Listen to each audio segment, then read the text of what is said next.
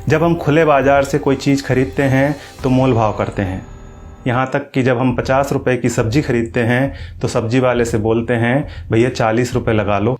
जब हम किसी शॉपिंग मॉल से खरीदी करते हैं तो वहाँ पर भी एक फिक्स डिस्काउंट होता है। लेकिन क्या कभी आपने हॉस्पिटल में भर्ती अपने किसी मरीज के लिए दवाइयाँ खरीदते समय बोला है कि भैया कीमत ठीक ठीक लगा लो? नहीं, ऐसा हम में से कभी भी किसी ने नहीं बोला होगा। यहाँ हम यह नहीं कह सकते कि 100 रुपये की दवा है तो 40 ले लो, लेकिन हमें ऐसा कहना चाहिए, ज़रूर कहना चाहिए।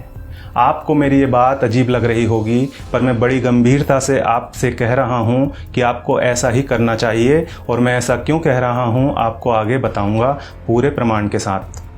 आज मैं आपसे अपना एक अनुभव साझा कर रहा हूँ, जिसे देखने के बाद आप जब कभी किसी हॉस्पिटल में किसी अपने के लिए दवाइयाँ खरीदेंगे तो ज़रूर बोलेंगे भैया 8,000 का बिल है, 4,000 लगा लो। अच्छा चलो 4,200 ले लो। दरअसल कहानी ये है कि हाल ही में मेरी एक बहुत नज़दीकी रिश्तेदार बीमार थीं। वे मध्य प्रदेश के गुना ज़िले में एक जगह है राघोगढ़, वहाँ रहती हैं। मध्य प्रदेश के पूर्व मुख्यमंत्री दिग्विजय सिंह का गृहनगर है राघोगढ़।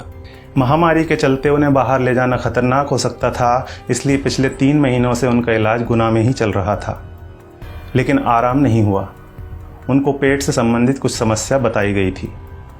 जून में जब लॉकडाउन खुला और हालात थोड़े ठीक हुए तो हमने उन्हें भोपाल, जहां मैं रहता हूं, वहां दिखाने का फैसला किया। यहां एक हॉस्पिटल है गैस्ट्रो केयर, जिसके ऑनर हैं डॉक्टर संजय कुमार।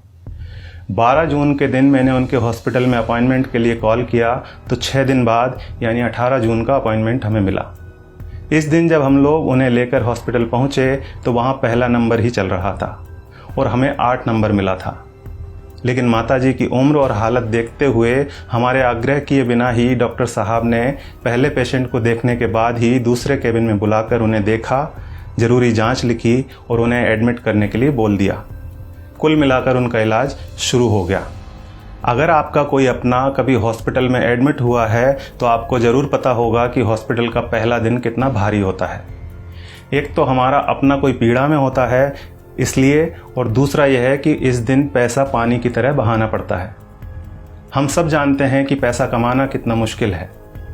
जब हम कोई काम धंधा करते हैं या जॉब करते हैं तो कितना मुश्किल होता है पैसा हाथ में आना। लेकिन हॉस्पिटल में वही मुश्किल से कमाया हुआ पैसा हाथ से बालू की तरह निकल जाता है। फिर भी हम सभी अस्पताल में जितना पैसा मांगा जाता है खर्च करते हैं। अगर किसी के पास पैसा नहीं होता तो वो उधार लेता है, लेकिन इलाज तो करवाता ही है। अस्पताल में पहले दिन ही सबसे ज़्यादा टेस्ट होते हैं। कुछ सर्जिकल आइटम्स भी खरीदे जाते हैं। इसी दिन सबसे ज़्यादा दवाइयाँ लिखी जाती हैं। हॉस्पिटल में कुछ पैसा एडवांस के तौर पर भी जमा किया जाता है। हमने भी वही सब किया। हमें भी दवाइयाँ लाने के लिए कहा गया। आजकल हर हॉस्पिटल का अपना मेडिकल स्टोर होता है, सो यहाँ भी था। हमने दवा ली और हमारा जो पहला बिल बना वह था 8,369 रुपये का। हमने अपनी जेब से इतने रुपए निकाले और देना चाहा तो पता चला कि हमें तो सिर्फ 4,620 रुपये ही देना है। क्या आपके साथ ऐसा कभी हुआ है कि आपने 8,300 रुपये की दवाइयाँ खरीदी हों और किसी अस्पताल ने आपको 4,600 रुपये ही लिए हों? शायद नहीं। हमारे साथ भी पहले ऐसा कभी नहीं हुआ था। अब यह बिल देखिए। दवाओं की कुल कीमत है 8,369 रुपये, जिसके नीचे लिखा है डिस्काउंट 3,748 रुपये। नेट अमाउंट है 4,600 रुपये, जिसका भुगतान हमें करने के लिए कहा गया। ऐसे हमारे पास और भी कई बिल हैं। हमने 5 दिन एडमिट रहने के दौरान वहाँ से कई बार दवाइयाँ खरीदी और हर बिल पर हमें छूट मिली। सबसे बड़ी बात यह थी कि ये डिस्काउंट हमें मांगने पर नहीं मिला था। यह बिना मांगे, हमारे बिना आग्रह किए, पूरे सम्मान के साथ हमें दिया गया था, क्योंकि ये डिस्काउंट वहाँ उनके बिलिंग सॉफ्टवेयर में ही फीड कर दिया गया है। और आप यह जानकर हैरान होंगे कि डिस्काउंट का प्रतिशत 2, 4 या 10% नहीं है, यह बहुत ज़्यादा है। कुछ सर्जिकल और इंजेक्टेबल में डिस्काउंट 91% यानी 91% तक हैं।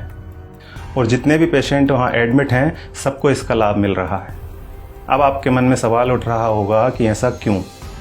हम भी यही सोच रहे थे कि आखिर ऐसा क्यों। तो हमने डॉक्टर साहब से सीधे पूछ लिया, क्योंकि इसका जवाब तो वही दे सकते थे। फिर उन्होंने हमें बताया कि क्यों उनके अस्पताल में इतना डिस्काउंट दिया जाता है। उन्होंने हमें समझाया कि MRP का खेल क्या होता है। एक उदाहरण के तौर पर उन्होंने बताया कि एक इंजेक्शन 270 रुपये का आता है और उस पर MRP आती है 1000 रुपये। उन्होंने कहा कि मेरा मन नहीं माना कि मैं 270 रुपये का वह इंजेक्शन अपने पेशेंट को 1000 रुपये में बेच दूं। मैं डॉक्टर हूं, मुझे अपनी फ़ीस और मेरे हॉस्पिटल की दूसरी सेवाओं का चार्ज मरीज से लेना है। 270 रुपये का इंजेक्शन 1000 में नहीं बेचना। ये बात तो हुई डॉक्टर संजय कुमार के नैतिक मूल्यों की। अब यहाँ सवाल ये है कि दूसरे ज़्यादातर अस्पतालों के मालिकों ने क्या अपना ज़मीर बेच दिया है? बेबी गैस्ट्रो केयर अस्पताल के डॉक्टर संजय कुमार की तरह ये क्यों नहीं कहते कि हमें भी अपनी सर्विसेज का पैसा ही मरीज से लेना है?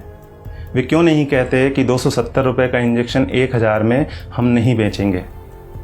दूसरा सवाल ये है कि आखिर दवा कंपनियों द्वारा इतनी MRP लिखी ही क्यों जा रही है? इनको किसने अधिकार दिया है दवाओं पर इतनी ज़्यादा MRP लिखने का? और आखिर में सबसे बड़ा सवाल यह है कि हमारी सरकार, हमारा स्वास्थ्य विभाग, हमारे प्रधानमंत्री और स्वास्थ्य मंत्री क्या कर रहे हैं? वे इस बात का संज्ञान क्यों नहीं लेते? क्या दवा कंपनियों द्वारा लिखी जा रही MRP पर अंकुश लगाना नोटबंदी या धारा 370 हटाने से ज़्यादा कठिन काम है? क्या इसे व्यवहार में लाना GST लागू करने से ज़्यादा मुश्किल है? अगर नहीं तो फिर क्यों दवा कंपनियों को इतनी छूट दे रखी है? उन्हें इस बात को संज्ञान में लेना ही चाहिए और जल्दी से जल्दी MRP पर अंकुश लगाना चाहिए। जब तक ऐसा नहीं होता है तब तक आपको और हमें अपनी आवाज़ उठानी ही पड़ेगी और ये इतना मुश्किल भी नहीं है। हम सबको बस इतना करना है कि अगर 270 रुपये का इंजेक्शन हमें 1000 रुपये में दिया जा रहा है तो हमें कहना है भैया 300 लगा लो, चलो भैया 400 ले लेना। इसके साथ ही एक काम और करना है और वो ये है कि इस वीडियो को ज़्यादा से ज़्यादा शेयर करना है। धन्यवाद।